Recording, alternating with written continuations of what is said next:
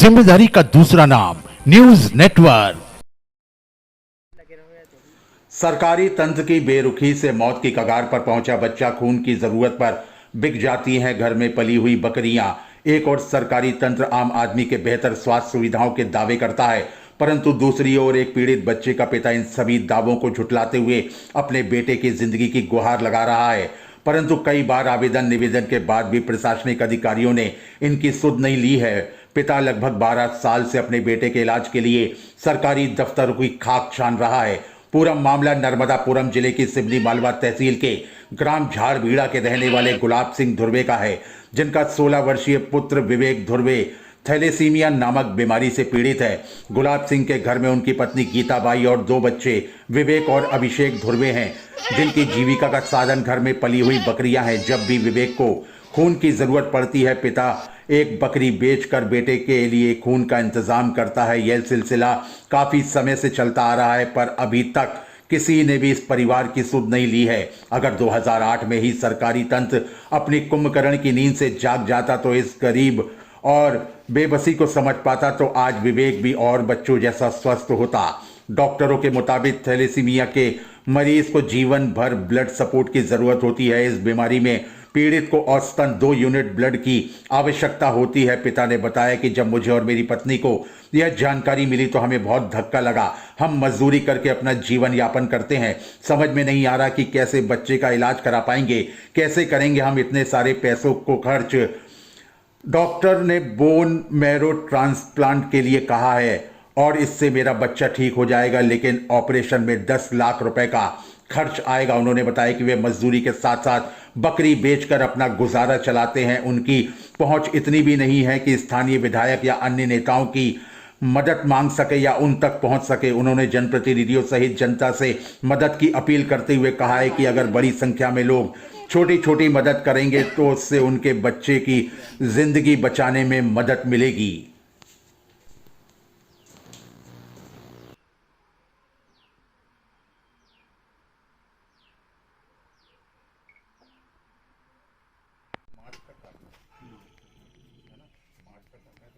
क्या नाम है आपका?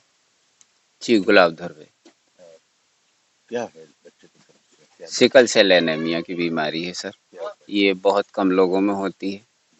ये बीमारी मेरे बच्चे को 2008 में पता लगा सर, शायद पहले से रही होगी, लेकिन मुझे 2008 में मैं पता लगा, वो भी श्रीमान आनंद पाठक जी के, डॉक्टर आनंद पाठक जी के माध्यम से उन्होंने बताया। तो इसके बाद में फिर उन्होंने मुझे मेरे बच्चे के लिए वो